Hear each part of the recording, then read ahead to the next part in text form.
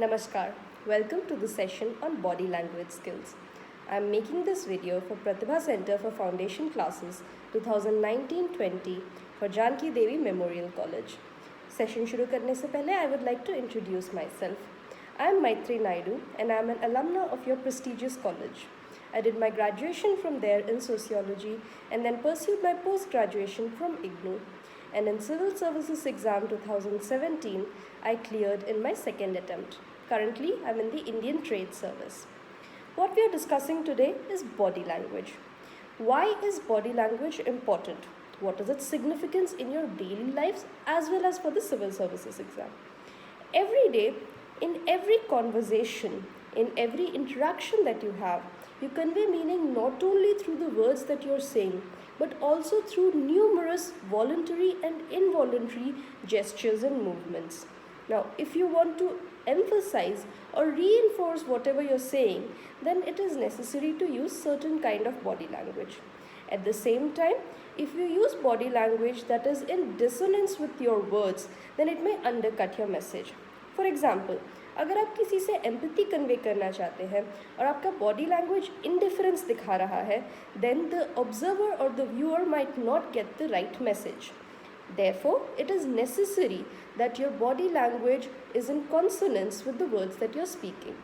इसका मतलब ये नहीं है that you are using artifice या आप किसी को धोखा देना चाहते हैं. इसका मतलब ये है that your thoughts and your words are projected clearly to indicate whatever is your authentic self. Now, for Civil Services exam specifically, body language is very important when it comes to the personality test stage. इससे पहले आपका knowledge, आपके awareness, आपके analysis skills ये already test हो चुके हैं. So at the personality test stage, you're not just being tested on these. What is being sought is to find out your presence, how you deal with stress, how you do in social interactions, how you do in circumstances which are not familiar to you. यहाँ पे अगर आपका body language और आपके words sink में नहीं है तो आप बहुत सारे अनइंटेंशनल मीनिंग्स कन्वे कर सकते हैं. Therefore body language enables you to be conscious of everything that you're saying and doing. Now, you may say that this seems very superficial. Why should I try to reinforce everything through whatever my body is doing? Why can't people just trust the words that I say or assess me in terms of my knowledge or in terms of my skills? Now, the important thing to understand here is all human beings grow up with certain stereotypes, with certain prejudices, and they have first impressions which they then link to these stereotypes and will use them to evaluate you either positively or negatively. अगर आप किसी interview में जा रहे हैं और आपका first impression ही negative है, then the entire interview is being used to dig yourself out of a hole instead of building up on a first positive impression. So this is true even for UPSC. While the panelists are highly experienced and highly trained in not having any stereotypes or prejudices, they will nevertheless form impressions about you and evaluate you based on that.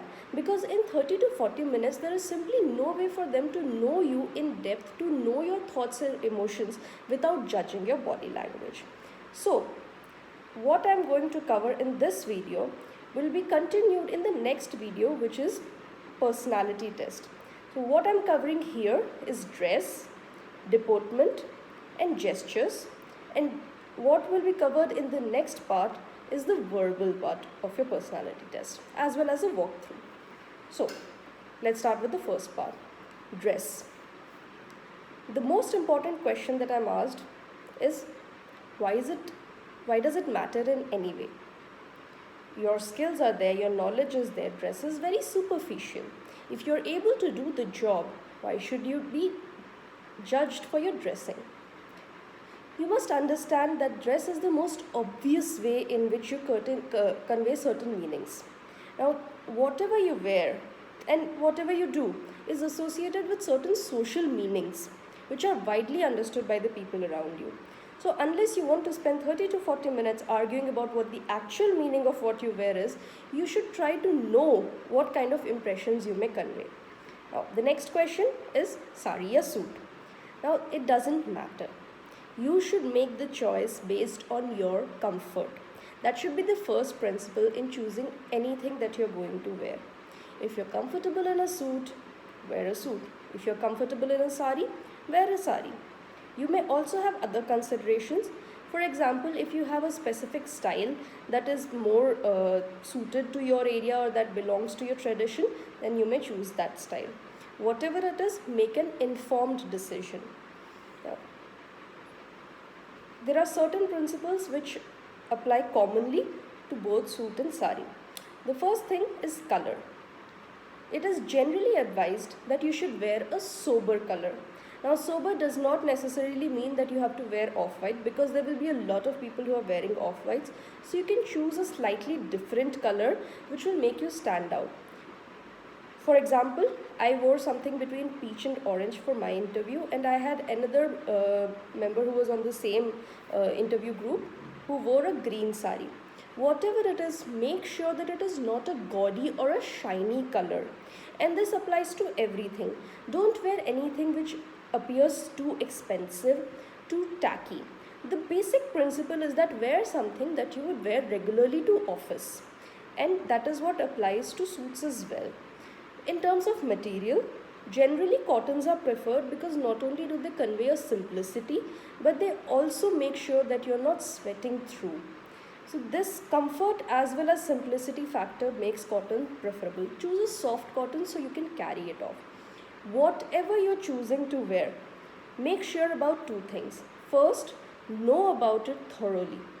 It is very common to be asked, where does this dress belong to, where does this material belong to. So if you're choosing any traditional handicrafts, be thorough in your knowledge. The other part is practice. Wear the dress, make sure you're comfortable in it, practice walking in it so that you're not caught unawares. Make sure everything is pinned up and in place, because the most important thing is that you're not consciously aware of everything during the interview. If you're constantly worrying about your dress, then you're taking the focus away from the content of what you're speaking, which is where the focus should be. So remember this when you're selecting your dress. In fact, you may want to have some backups so that when the final day comes, you know that you're not going to be taken by surprise. The next part is your hair. It doesn't matter whether it's long or short. What is important is that it should be tidy. And the most important thing is that you should not have any hair coming onto your face so that you're constantly fixing it or messing with it. This can be very distracting for you as well as for the panelists. So avoid that at all costs. Jewelry. You can wear simple earrings, simple jewelry, but please make sure you don't wear anything that is too big or gaudy or shiny or anything that makes too much noise. Especially in your arms, if you're wearing bangles and you're speaking and using your hands for gestures, it can be very distracting. So avoid anything that will take the focus away from whatever you're saying. Now, the next part is shoes. My general suggestion is to avoid anything with heels.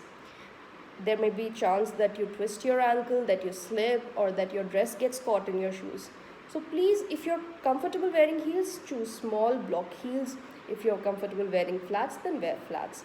Avoid big high heels. The color of the shoe, the design of the shoe, I would suggest going for something more formal. In fact, this is a good general principle for everything that you do. Please remember that this is a formal setting and you should do whatever you would do normally in an office. The next part is makeup. Should you or should you not wear makeup? That is up to you. Wear whatever you're comfortable with, but not in a way that it appears as if you're going to a party. Nails, the same thing. Keep them well groomed. In fact, keep them short, because under the current circumstances, you're also being judged on your hygiene levels. Hygiene now not just relates to personal health but also public health. So please make sure that your nails are well groomed, and you may wear a clear nail polish or a light color but nothing too shiny or bright. The same applies for everything. Appear well groomed. Appear as a person who cares about what they are projecting to the outside world. So this covers the dress part. Now we come to deportment. Deportment refers to the way that you carry yourself. This includes everything from how you stand to how you walk to how you sit and so on. So, how should you stand? The most important thing is to keep your shoulders relaxed, be in attention, and have a straight spine. It should not appear that you're either hunched up or slouching. Both of these, if you're hunched up, it generally conveys nervousness. If you're slouched, it conveys that you're either too indifferent or too reckless. So avoid those. Maintain a straight posture. Now, posture is not something that you get over the course of a day or even a week. It is something that you have to practice for a long time. So I suggest you start now. How should you walk? This is important because in most formal interview settings, when you walk in, the first few seconds are when the first impressions are made. So it is important to take slow, measured steps without appearing to be in a rush. Hastening anywhere or rushing to anything can convey a sense of nervousness. In fact, a good principle is that before you enter the interview room itself, take a few deep breaths and calm yourself down. So walk in a very comfortable manner. The next stage and the most important part of deportment is how you sit. Because for 30 to 40 minutes, you're going to be sitting in front of the interviewers and you're going to be evaluated for that. Now, sit with the tailbone touching the back of the chair. This will give you support. If you sit too forward away from the chair, then you don't get the support that you need. And as a result, you will end up having backache within the next 10 minutes. So give yourself some support. At the same time, don't lean your back on the back of the chair because this conveys the sense that I don't care very much about this or that I'm too casual about this.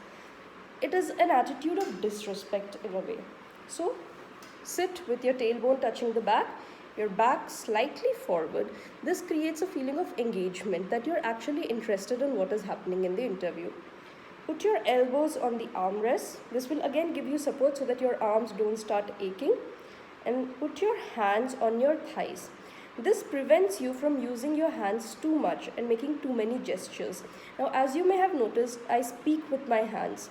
So this is a trick that I had to learn in the days before the interview so that in the interview itself, I did not distract the panelists too much with using my hands. So this is something that you can also practice. Now, relax your shoulders. Again, don't raise them up and don't slouch. What about your legs? You may believe that because the interviewers are sitting on the other side, they won't really see what is happening with your legs. That is not true because especially in UPSC interviews, there are two people who are sitting right next to you, so they can judge everything that is happening. Don't cross your legs.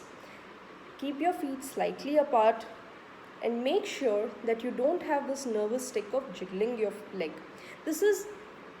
This happens unconsciously with a lot of people, so it is something that you have to become aware of. I will also discuss a lot of gestures that we tend to use. These can be voluntary or involuntary. Some of the voluntary gestures that we use are a shrug or a sigh. Avoid these. We use them very frequently in casual conversation and informal conversation because they convey a lot of meaning.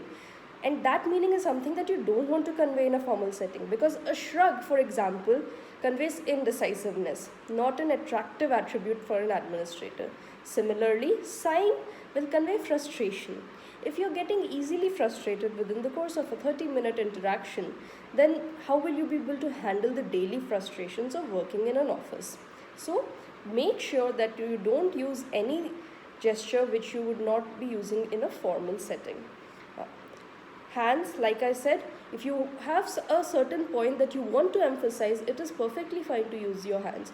But don't make it a habit. In fact, normally keep your hands down so that you use them as less as possible. Now we come to the final part of this video. You may think that there are so many small, tiny things that I have told you and that I'm being nitpicky. Do the interviewers really care about these? Does the content matter less than all these things? What you must remember is that all these are part of a guiding principle. The guiding principle is your attitude. Your body language is not being evaluated so that you appear in a very sophisticated manner. Your body language is being evaluated to see what your intentions are, to see what your nature is, and that is what you should convey. So, the things that you should remember is you should always appear confident. Confident does not mean you should be arrogant. In fact, you should avoid overconfidence because an overconfident person cannot learn. So you should show confidence in terms of what you're saying. Then be optimistic. A fatalistic attitude where you're constantly thinking that nothing can be fixed and there is very little that I can do is not beneficial for an administrator. In fact, being in administration, the first function that you will perform is to work for the betterment of your people. So, always have a positive approach to any situation. The next one is energy. If you go into your interview tired, it cuts away from the importance of the circumstance. Your energy will also reflect your ability to deal with the daily frustrations that surround you. So have a positive energy as well. There is no need to jump, there is no need to talk to your panelists as if they are your childhood friends, but it does help to engage with them. And finally, your presence. Be there and be aware of everything that you're saying and doing. Now, you may also think that I have given you so many things to consider, how will you learn them? Because a lot of these are involuntary things that you may have developed over the course of your life. Your posture, for example, a lot of us are used to wearing flats and so we lean back with our tummy out when we walk. It is something you have done for years. How do you change it? The simple thing is you cannot change them immediately, but you have to become aware of the way in which your body is moving. Only through perfect awareness will you be able to make sure that these involuntary gestures are controlled. Now, finally, I am not a theoretician. I don't have any knowledge of psychology, so I'm not giving you any textbooks or any study material to read per se. In fact, everything that I have told you is just a tip, a guideline. It is a suggestion, and should you choose, you may completely disagree with it. You may say this does not go with my personality. This does not reflect my personality, so I will differ from this. And that is a choice you can make. But please do be aware that if you make the choice, have a reason for it. Be in a position to justify it. In fact, that holds true throughout the exam. Whatever decisions you make should be based on logical reasoning. It should not be something where you are unaware and that lack of awareness is leading you to commit mistakes. So please be careful with everything that you choose to do during this exam. Now, as I have said, the next video, which covers the personality test, will cover the verbal aspects as well as some parts that we have left here. Now, the final thing that I want to tell you, and perhaps the most significant, is eye contact. Although this is part of body language, this is part of gestures, I have left it to the last because it is the most important thing that you need to remember for the personality test. Now, why is eye contact important? Eye contact conveys a sense of authenticity. If you avoid eye contact, the audience may get the feeling that you are not being truthful. Again, this is a social evaluation and I won't say it is a right thing, but it is something that is being judged in this manner. So practice eye contact. Now, generally we have a tendency that if there are 5 people talking to us, we make eye contact with the one person who is directly speaking to us. That is something to be avoided. Listen to them and maintain eye contact while you are listening. But when you're answering, try to make eye contact with everyone. I know this will be very difficult, especially making eye contact with the 2 people who are right here, because you'll be moving your neck like this. Even then, I suggest that please do practice it. Practice looking at everyone and making everyone feel like they are involved throughout the interview. Don't zone out from the interview and don't let any of your panelists zone out from the interview. Make sure you stand out in their mind. Now, these body language skills that I have discussed today are not only for this particular exam, I am sure they will help you throughout your life. Remember, your body language must be appropriate to the social situation if you do not wish to have a debate on it. I hope this helps not only for the exam, but for all your endeavors. All the best and thank you for watching.